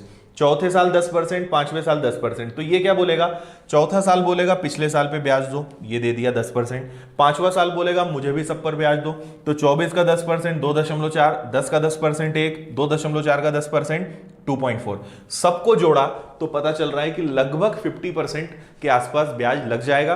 बस 15,000 का वो निकाल दो और ये ब्याज आएगा। फिर 15,000 में उस ब्याज को जोड़ना भी है ना, क्योंकि मिश्रधन पूछा है आपसे, अमाउंट पूछा है, तब जाके हमारा आंसर आएगा 22,506। बताइए समझ में आया? अब तो समझ गए। ठीक है, एक बार और मैंने आपको समझा दिया है, तो मुझे उम्मीद है कि आपको अभी अच्छे से समझ में आ गया होगा कि कैसे इसका आंसर हम लेकर आए। और बहुत इजी क्वेश्चन है। देखो क्वेश्चंस हमेशा ऐसे आते हैं, मतलब मैक्सिमम क्वेश्चन 80 से 90% क्वेश्चंस ऐसे होते हैं जिनका आंसर आप सेकंड्स में दे सकते हो। कुछ क्वेश्चंस जानबूझ के आपको एग्जाम में ऐसे देंगे जिनमें कैलकुलेशन एक्चुअल में करना पड़ेगा, है ना। बाकी अब जैसे ये सवाल था, अगर आप थोड़ा भी दिमाग लगाओगे, ऑप्शंस को देखोगे, तो आपके लिए 10 सेकंड का सवाल था, और वैसे हम सॉल्व करेंगे तो 30-40 सेकंड में हुआ, बाकी बन तो गया तब भी है। ओके मुस्कान, कोशिश करेंगे इंग्लिश में भी और टर्म्स बोलें आप, और बीच में याद दिला दिया करो अगर ऐसा लगता है कि हिंदी में ज्यादा हो रहा है, क्योंकि हिंदी वाले स्टूडेंट ज्यादा हैं आई थिंक। 7500 मतलब 50% ना। देखो 15,000 का आधा क्या होगा, 15,000 का 50% मतलब आधा क्या होगा, 7,500, इसलिए 7500 लिया। ओके चलो, बाकी इसके अलावा आपको कुछ भी मुझसे पूछना है मैं आपको बता चुका हूं। फेसबुक इंस्टाग्राम पे आप मुझसे जुड़ जाना, लिंक सभी आपको दिख जाएंगी या डिस्क्रिप्शन में है। टेलीग्राम पे इसकी पीडीएफ डाउनलोड कर लेना। 100 क्वेश्चंस हम कर चुके हैं, क्वेश्चंस अभी इसके आगे भी हैं, तो कल हम इसके आगे वाले क्वेश्चंस करेंगे। अभी बहुत अच्छे अच्छे क्वेश्चंस और आगे हैं जो कंफ्यूजन वाले हैं, तो कल हम इनको समझेंगे। और कल से हम स्टार्ट क्या करने वाले हैं, कल से हम करेंगे इंस्टॉलमेंट वाले क्वेश्चंस, मतलब किश्त वाले सवाल, और इसमें सभी बच्चों को दिक्कत होती है, तो कल से हम इसको स्टार्ट करेंगे। और किश्त वाले क्वेश्चंस के बाद हमारी क्लास ऑलमोस्ट, अब चक्रवृद्धि ब्याज काफी कुछ हो गया है, तो और देखते हैं कोई क्वेश्चंस और टाइप्स बचे हुए होंगे तो उनको कवर कराएंगे, अदरवाइज फिर इस चैप्टर को खत्म करेंगे और नया टॉपिक नेक्स्ट वीक हम स्टार्ट करेंगे। क्लियर है? ठीक है, चलो, तो मैं आप सभी के अब कमेंट्स देख पा रहा हूं। किसी को और कुछ कहना हो, शेयर करना हो तो जल्दी से बता दो। मुझे एक बात और बताओ, मंडे हम लोग क्लास का टाइम 12 बजे कर ले, चल जाएगा? अपनी जो क्लास है सिर्फ मंडे के लिए, मंडे को क्या 12 बजे कर ले, दोपहर 12 बजे। वैसे अपनी क्लास 10:15 पे चलती है, कल भी 10:15 पे रहेगी। ठीक है, कल की बात नहीं कर रहा हूं मैं, मंडे की बात कर रहा हूं। मंडे को 10:15 के बदले क्या क्लास को 12 बजे कर लें? आ जाओगे सब लोग?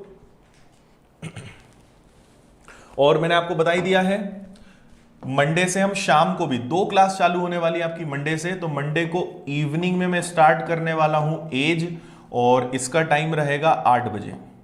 ठीक है, शाम के 8 बजे ये रहेगा। और अपनी जो मॉर्निंग वाली क्लास है वो मैं 12 बजे लेना चाहता हूं मंडे को, तो जल्दी से बताओ आ जाओगे मंडे को 12 बजे? हो जाएगा सबसे? ठीक है, अच्छा 12 बजे वाला टाइम अच्छा है कि 10:15 बजे वाला, ये बताओ। आप बोलोगे तो 12 बजे वाले टाइम को कंटिन्यू कर लेंगे। 12 बजे वाला अच्छा कि 10:15 वाला अच्छा, कौन सा टाइम अच्छा है?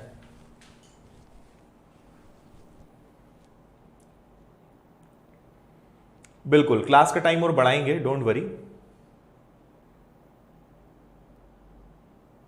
कल क्लास रहेगी ना, कल का मना नहीं कर रहा हूं, कल तो अपनी क्लास 10:15 पे ही रहेगी, मैं मंडे की बात कर रहा हूं।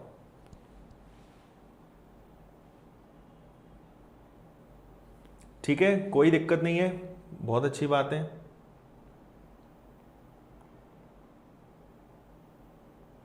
हाँ जी, अरिथमेटिक बंद नहीं करेंगे गुलशन, ठीक है, बिल्कुल कंटिन्यू रहेंगे, कोई दिक्कत नहीं है, कभी भी आ जाओ, है ना। कुछ लोग तो बिल्कुल कोई दिक्कत ही नहीं है, जब पढ़ाएंगे तब वो आ जाएंगे।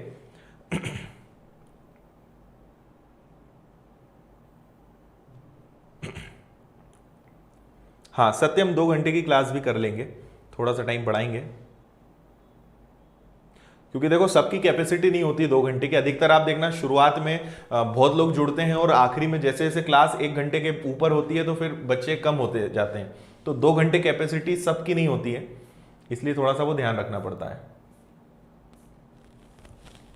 ओके, दोनों के पक्ष में है, 10:15 भी और 12 भी। चलो ठीक है, देख लेते हैं। चलिए ओके, सो अपनी क्लास आज वैसे भी काफी ज्यादा हो चुकी है, तो आज की क्लास को हम यहीं एंड करते हैं। उम्मीद है आपको बहुत अच्छे से सारी चीजें समझ में आई होंगी।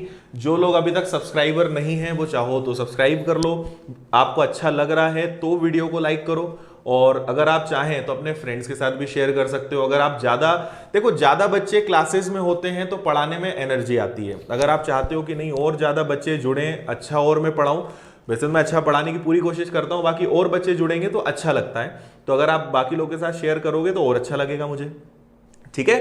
सो बाकी मिलते हैं कल अपने वापस 10:15 वाले टाइम पे, और कल से हम स्टार्ट करेंगे इंस्टॉलमेंट मतलब किश्त वाले क्वेश्चंस। तो मिलते हैं कल, ध्यान रखिए अपना, have a nice day, thank you, bye.